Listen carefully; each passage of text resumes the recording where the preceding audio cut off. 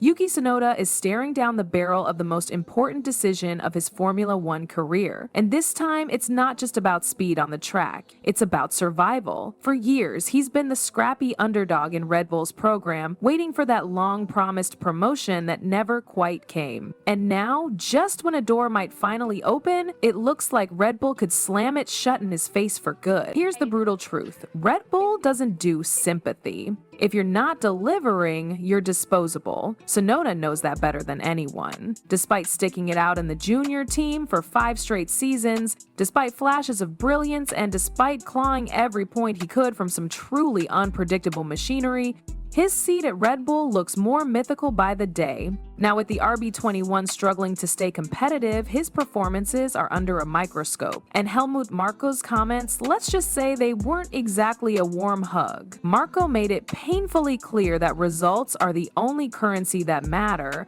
and Tsunoda's balance sheet is in the red. But this story isn't just about Yuki potentially losing his seat, it's about what comes next. Because here's where it gets juicy. There's a shakeup coming in Formula One. Major regulation changes are on the horizon, team lineups are about to get shuffled, and new players like Cadillac are entering the scene. And Tsunoda? He might be the wild card every team wants, but doesn't know how to use. Let's talk about Aston Martin first. The rumors swirling around are way too loud to ignore. Sure, the team has publicly committed to Fernando Alonso and Lance Stroll for 2026, but come on, no one in F1 believes that's set in stone.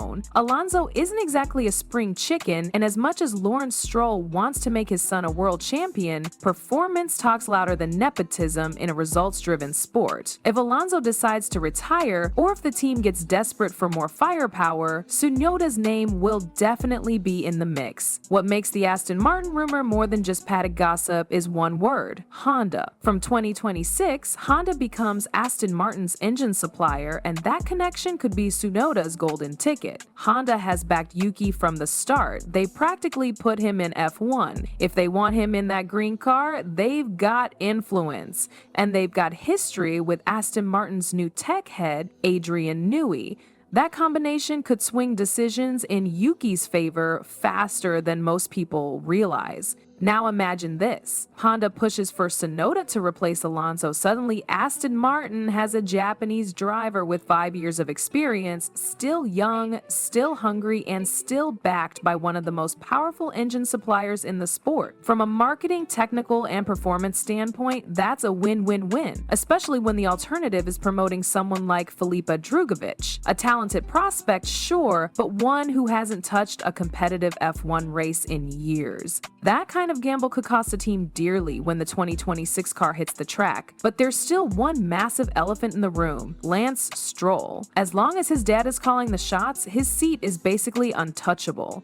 And that means if Tsunoda wants in, he's not competing for a seat, he's competing for the seat. One single shot, one single spot, and a whole line of hungry drivers eyeing the same opportunity. This isn't just about proving himself on the track anymore. Tsunoda has to play the long game politically and strategically. And that brings us to the next piece of the puzzle: Cadillac. Cadillac's entry into Formula One isn't just about adding another team to the grid, it's about breaking into the sport with a statement. Backed by American muscle, a boatload of cash, and a long-term vision, Cadillac wants to make waves, not just ripples. And to do that, they need a driver lineup that blends veteran experience with fresh, fiery potential. That's where Yuki Tsunoda becomes a serious contender. On paper, Tsunoda fits Cadillac's dream blueprint. He's still only in his early 20s, but already has half a decade of F1 under his belt. That rare combination of youth and experience is exactly what a brand new team like Cadillac needs. They don't want 2 rookies figuring things out on the fly, but they also can't rely on 2 aging veterans who will phase out before the car becomes competitive. Tsunoda gives them a middle ground. Someone who's been in the trenches, driven crap cars, handled pressure, and still has a lot left in the tank. The plan floating around the paddock is this: Cadillac wants one veteran driver to lead the development and a younger driver to grow into the face of the team. The veteran names being tossed around are Valtteri Bottas and Sergio Perez, both proven, consistent, and nearing the twilight of their careers. Either would be solid for feedback, setups, and data extraction, which Cadillac will desperately need during those brutal early seasons. But here's the catch: you can't build a future around Bottas or Perez. They're here to guide, not dominate. And when you look at the list of young drivers who could be slotted beside them, Mick Schumacher, Jack Crawford, Zhou Guanyu, Alex Dunn, it starts to become clear that none of them bring the mix of flair and grind that Tsunoda does. He's not a PR puppet, not a clean-cut corporate yes man, but that's part of his appeal.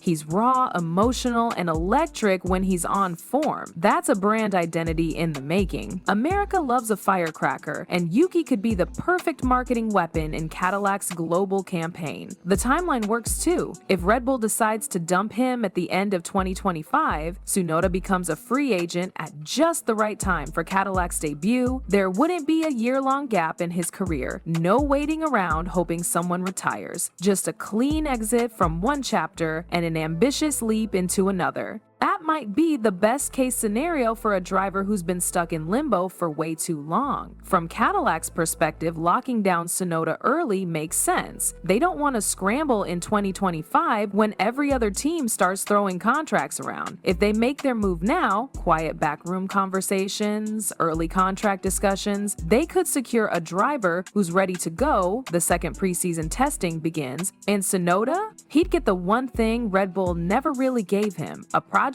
built with him in mind. Not a backup seat, not a placeholder, a real role with real purpose. It all depends on how quickly Tsunoda and his camp are willing to act. Red Bull hasn't given him clear answers.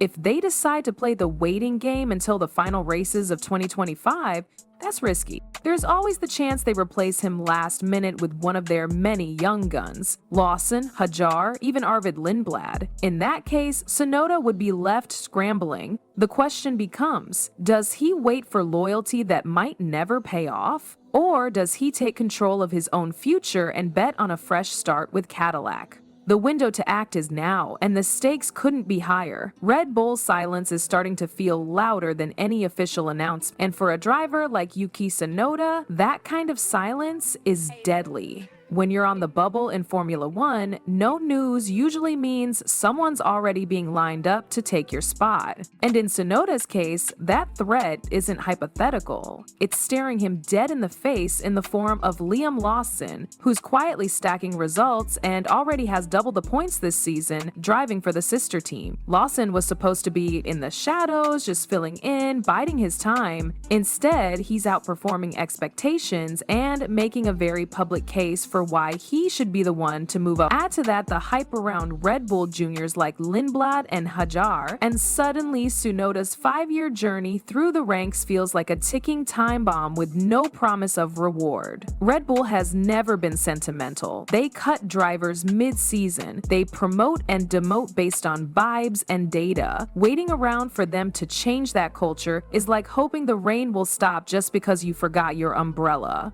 Yuki's best shot at saving his career might not be a heroic drive or one big result. It might be reading the room early and making the first move. Teams like Cadillac and Aston Martin aren't going to sit around forever waiting for him to be dumped. They need commitment, they need vision, and if Tsunoda continues to hang his hopes on a Red Bull promotion that's clearly slipping through his fingers, he could miss the last lifeboat off a sinking ship. Even if Red Bull decides to keep him around for another year, it'll likely be as a seat warmer, a placeholder until they feel like giving the keys to someone newer and shinier. That's not a career, it's a countdown, and Tsunoda's already had 5 years of waiting. Waiting for upgrades to work, waiting for team structure to improve, waiting for someone to finally believe in him enough to give him a proper shot. At some point, you stop waiting and start building. A move to Cadillac would give Tsunoda something he's never had in F1: control. He wouldn't be playing second fiddle to a system built around Max Verstappen. He wouldn't be stuck in a team that changes its mind every time a new junior shows promise. He'd be part of something new, something that grows with him, and more importantly, something that values consistency over chaos. But there's still a risk. Jumping into a brand new team, even one backed by giants like General Motors, means stepping into the unknown. There's no guarantee the car will be competitive, no guarantee the culture will be healthy, no guarantee he won't be tossed aside again if results don't come immediately.